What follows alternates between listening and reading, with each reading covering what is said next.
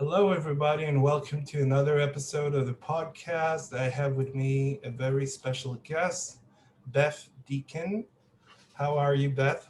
I am awesome. Thank you so much for having me, Guy. Oh, yeah, another great day in Iowa, let's say. Yeah. Yes, So, can you tell me a little bit about yourself? You're a teacher. Yeah. yes.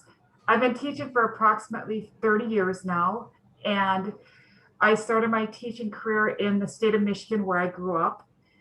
Um, for in 2014, my family moved to Iowa, and before moving to Iowa, I taught adult ed in the evenings for a couple years, and it was just to help out the program because the adult ed program back home did not have a math teacher, and that's what I teach is mathematics.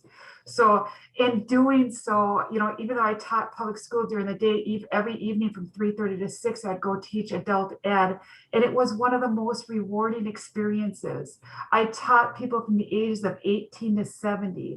And it was really interesting because I learned quickly that adults go to school because they know what it's like not to have an education.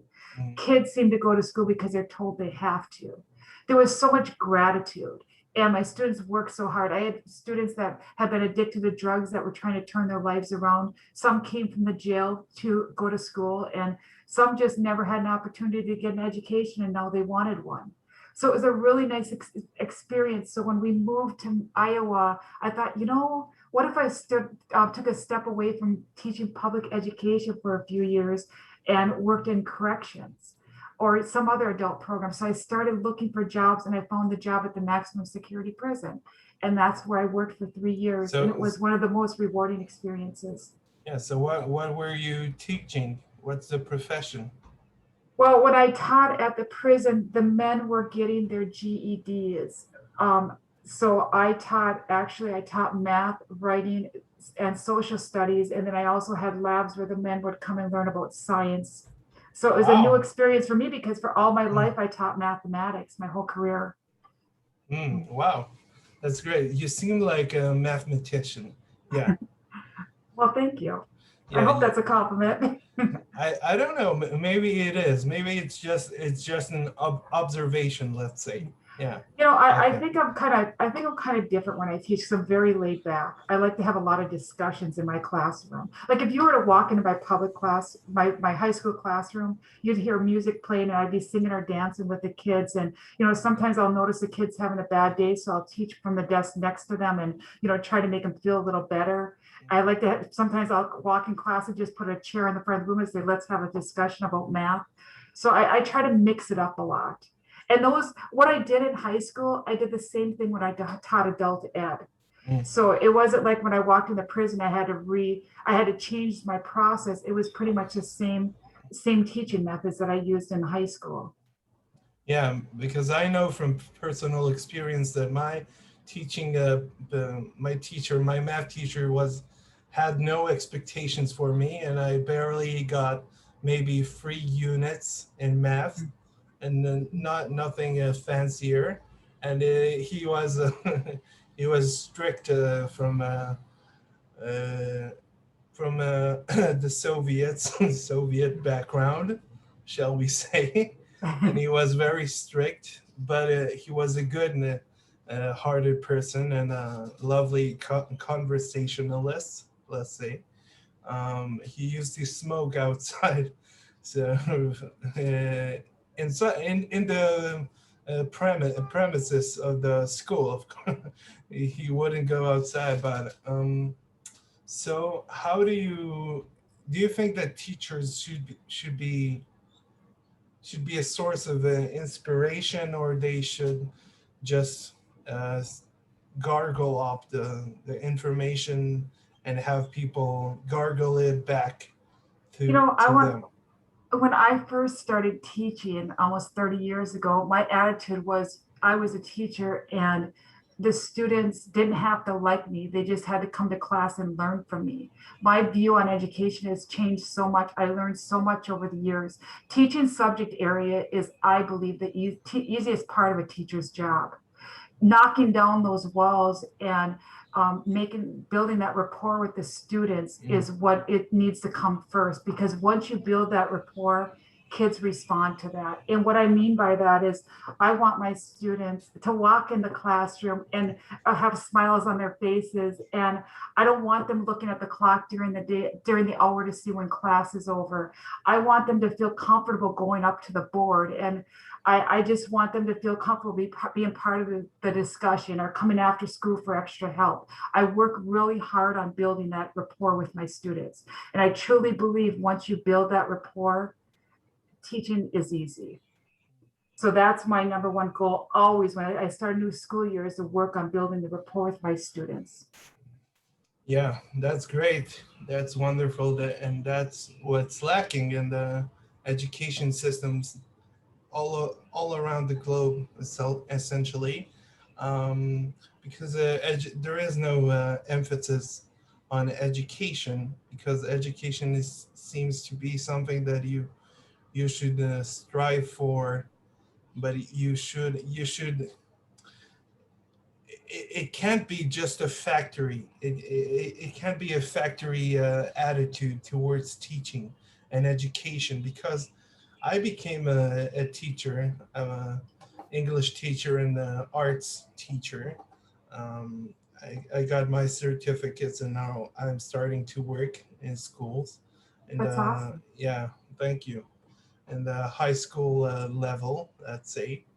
Um, and it's very challenging and rewarding because I volunteered a lot with in the university to get students who are struggling to get in with math and English, to get them into the universities so they can study the profession that they want to study, to get the degree that they want to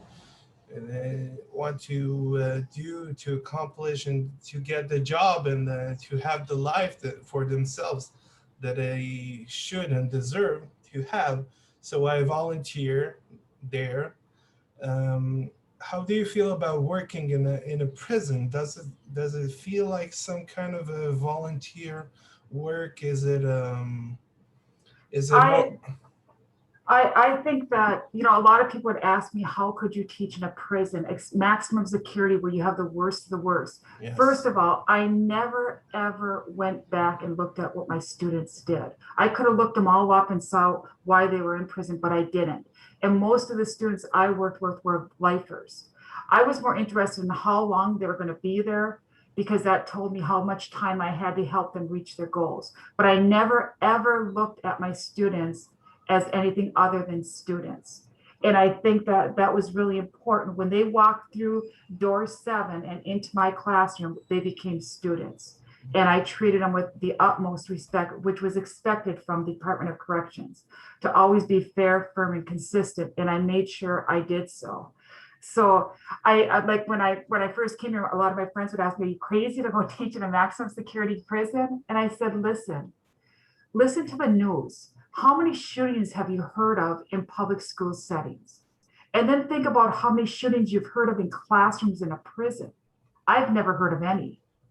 I said, I think I'm safer sometimes working in a maximum security prison than in a public school. I can walk outside, yeah. There's sharpshooters all around me. You know what I mean? I try to put a different spin on it. But for the 3 years I was there, the school was called the safe zone. That was the one place there were not any fights. And I always treated the men with respect. And I'm not saying there weren't some discipline issues. There were some discipline issues, but it was very minor. The men were actually very, very respectful. And they enjoyed being there. And I'll tell you one story. My first day there, when I first started teaching, the men would just get handed out packets. And they would work on these packets, or they'd sit by some old computers and listen to some music while they worked. And eventually that was turned into a full school where they took classes with me. But anyways, when I started out, it was like that. And there was one other teacher there when I started. And I remember the first day, this guy raised his hand and he needed help with math. And the other teacher was going to help him. I said, let me help him. Math is my specialty. I was excited to be able to help. So I went and sat down next to him, and he removed one of his earphones from his head so he could hear me. And I took his pencil, which is odd for me because when I'm teaching in a high school, I never, ever walk around with a pencil. And the reason being is it's too easy to do the work for the students. Yes. I wanted to do this one problem for him. So I walked him through it and I asked him some questions while I did it. And then when I got done, I said, I want you to do a problem now. And, as he did it, I encouraged him and I asked him some few questions and we did some more problems. Eventually he took the other headphone off. And I could tell he was really, really into learning. And when we got done, he looked at me and he said, "You're not scared." He goes, "You're not even nervous." He goes, "Why is that?" And I said, "Because I'm here to help you guys." I said, "I don't care what you did in the past." I said, "You walk through door 7, you're now in this classroom and you're trying to make a better life for yourself. So I'm going to help you get there. It's my job. It's my job to help you see your potential and reach it. I want you to reach your goals. And that's why I'm here." And I could tell the men in the room were listening to that. And words don't mean anything. It's the actions, right? So I had to make sure as I went along that they saw how much I truly cared and that I was only there to help them reach their goals. And that's what I did. Wow, that is so interesting. I think to be among the prisoner crowd or the populace or whatever washed up word we can use, um, it is a stressful. I think it's also challenging, but it's very similar to a school actually. Yes, It's yes. not. You know It's where not. it's diff. You know where it's different when the men started passing tests. Because like I had told you before we started, some men had been in school for 10 years and hadn't passed a test. And once we started having real classes and working together, Yes. when the men would pass a test, they would cry. And I thought that was really interesting because a lot of these men in prison are part of gangs and that, and they've got that tough attitude. But when they actually passed a test and did something positive for themselves, they couldn't believe they succeeded and they would cry. And I didn't just teach subject area. I wanted the men to learn about teamwork and accountability, just like I do in high school. So I would have an orientation. Once I had the school set up so that it was a real traditional school, I had orientations every 3 months, and the men would go through an orientation. And one of the first things I would tell them is, if you're serious about being in school, then it doesn't matter where I seat you. I said, there will be a seating chart. And of course, I purposely put people that wouldn't associate together outside of Yes. school together. And watching them start out so far apart, I needed to bring them together, and I used their strengths to do that. So if one student I noticed was doing well in math, I would say, I need to go help these guys. Could you just help your partner here get through this problem while I go and help somebody else? And I kind of watched through the corner of my eye to see if he was helping. If I need to go back, I'd go back. But that's how, and then with the other guy, maybe he was good at writing and he would help with the writing. I remember one class, I had a guy that struggled to read. And I had asked him before class, I said, your reading has improved so much. In social studies class today, do you think you could read out loud? And he said, "I'm just not ready." And I said, "Okay, that's fine. When you're ready, maybe you'll do it." Well, we read that day and he actually did raise his hand and he said, "I'll read out loud." But the most interesting part about it was when he read out loud, he stumbled a little bit. And his partner whispered over to him the words that he was stumbling on and helped him. Mm. And when he got done reading, all the men in class got up and shook his hand and told him how proud they were of him. They were coming together as a team. And it was just as a teacher to see that, it was just such a huge gift. So can you tell me a little bit about the classes themselves, how they were conducted? Were there different guidelines or rules that were prior to the class itself? Was it where did it took place exactly? So when I first got there, the first 3 weeks, like I said, they were 10 of the pamphlets. And I had to leave for a month because I had to go to training.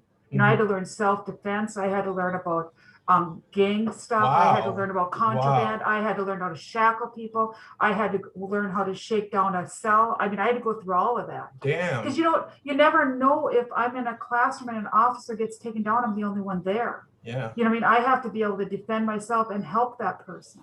That's So I had to go crazy. through Yeah. all the same training as everybody else. Anyways, while I was at my training, I spent my evenings, because we also had to test every week. We had to pass, I think it was like 100 question test. So I would study every evening. And when I wasn't studying for that, I was making up my orientation and designing my school, because I knew when I got back, there was the other teacher was only going to be there for a short period, and then it was going to be me. But when I came back, there was, when you walked into the classroom, there was nothing really on the walls except for a couple posters. And there are a few books in the room, and there was a poetry book. There was no whiteboard or anything for me to teach math with. But the men found a little old whiteboard in a closet. We took it out, we put it up against two chairs, and that's how I started teaching. Oh. So and I started teaching just a math 1 and a math 2 class, and I put the guys in the class by their testing scores. But then eventually we moved to a different prison. We moved to a brand new prison, and there was a real classroom with, a whiteboard, and, I had everything I needed, the technology I needed for the class. So when I came back with our first orientation, I told them we were going to start with a math class, math 1, math 2, and writing class. And then I also offered labs. And I had tutors. So I had 2 offender tutors that would help out. And when we weren't, like, if I was having math class and my math tutor, when I had a tutor for math class, he would be in class with me, but when he wasn't in class, he was over in lab working with the kids on math. So I had math labs going, and I had, or not kids, adults. When I had math class going, or when I had writing class going, he would be in the lab working with kids, or not kids, I keep saying kids because I'm a high school teacher, the adult offenders on the mathematics. And the other tutor would be working with me on writing. And when there wasn't writing class, he would be in the labs working on that. But it was really interesting because I made it very clear to the men that if they were going to come to school, they needed to do the work. And I remember my first math class, I gave an assignment. 3 guys came back the next day without it done. And I sent them back to their cells. I said, you're not going to hold up the rest of the class. I only gave you a little bit of an assignment. I just expected you to try it. You didn't do any of it. And all the way I could hear them down the hall cussing, and they're all upset because I made them go back. Well, I give them 3 strikes, and you're out. So the next day they came back, 2 of the guys had the work done. The other man didn't. So I called them out in the hall and I said, maybe this just isn't the time for you. Maybe you need to go to school at another time. I said, but this isn't going to fly. I said, you're a team in the classroom now. If you like it or not, you're part of a team, and this team works together and moves up together. You're not going to be moving up with them if you're not going to do the work. He came back the 3rd day, and he never missed an assignment after that. They were testing me. And I think the other men really appreciated that I stuck to my guns, and I did not just let them come to class. And it was just, there are little moments like that. I remember teaching writing class, and one of the guys looked at me, he goes, Miss Beth, he goes, when you teach math, you just light up. But when you teach writing, you don't get so excited. And that bothered me. That was, I went home and I thought, I got to fix that. That is not acceptable. Yeah. So I remember walking the track, and I walked the tracks for hours thinking, how am I going to make them excited about this? So I started teaching DOLs and that, where they'd have to go to the board and they have to do those corrections. I think that's what they call it. Anyways, I remember the first time I did that, I gave the guys a sentence, and I said, now you guys, you need to correct it, look it over with your partner, and then I'm going to send you up to the board and we're going to do the corrections. Well, when it was time to go to the board, nobody wanted to go to the board. And I said, you have a partner, you don't have to go by yourself. And they still didn't want to go to the board. So I said, okay, so I'll go to the board today. So the next day they come back to class, and I had 12 guys in class. That was the most I could have. So I had 6 groups, and I gave them all a different sentence to correct. And I said, don't put your names on this. So they corrected it. And then I collected them and I gave them a different one. I said, see if there's anything you want to correct on this one now. I did that 3 times. And then I said, listen, who wants to go to the board now? And nobody raised their hand. But I said, you don't even have your own paper. So if you're going to the board and you make a mistake, it's somebody else's mistake. The light bulb went on, and they were so excited to go to the board. And from that point on, they didn't even care anymore if they were making a mistake or not. They just thought it was so much fun. And they would be standing up excited to say, that's right or that's wrong, or, try this, I think this is right. And they can't, it was just watching them come together as a group. And until they told me as a group, they were ready for me to say yes or no, they were correct on their sentence corrections, I would just sit there and let them work together. And it was just really cool. Oh, that's amazing that you had to go through a boot camp and training and courses to just to teach. And I understand it's a prison, but teaching is it's actually not that hard, I think. And the practical side of teaching, the logistical side, let's say, it is a easy peasy, let's say, but and the human connection and the environment and the stress and all the anxiety that is going on in the classroom, that's the hard part. Actually, people don't know that. So how do you sum up the experience after having gone all through the training camp and moving from Chicago to Iowa, um, and trying to get used to a new life, and now you're in a prison with a bunch of offenders. Um, how do you call it? Incarcerated? Yeah, incarceration in a correctional facility, all those washed up terms. But how do you sum up the experience? What was it like? First of all, I'm back in public schools now. So in 2017, I left the prison system and went back to teaching in the high school. But one thing I learned quickly, most of the men that I worked with were never getting out of prison. And people would say, why even bother educating them? Because many of these men could now read a newspaper. They could read a book. They had stuff to do. They could also help others that were in school. So it gave them value. And I think that was really important for somebody that had a life sentence to have something to do while they're in there. Also, I struggle with the fact that we send people to prison. We teach them how to be part of a team. We teach them how to hold a job and to be accountable and to get an education. And most of them are never getting out. And I've never been a victim. I don't want to downplay that because I don't know how that feels. But I saw the transformation with some of these men. And I think given a second chance, some of them that walked through those steel doors for the first time would not be the same person walking out. But obviously that's not my decision. That's the judicial system's decision of when and whether or not they get out. But it impacted me enough that I wrote the book 7 Doors In. And this book walks you in through the 7 steel doors that I walked in every day, and has you take a seat in the classroom, and you get to hear about a lot of the stories and the transformations that happened in the classroom. And I think it's important for people to see that. And I think it's also important to note that, again, I was never a victim. I didn't know anybody in prison. So it's not like I wrote this book because I wanted to do it for a family member or someone like that that's serving time, because I don't know anybody that was.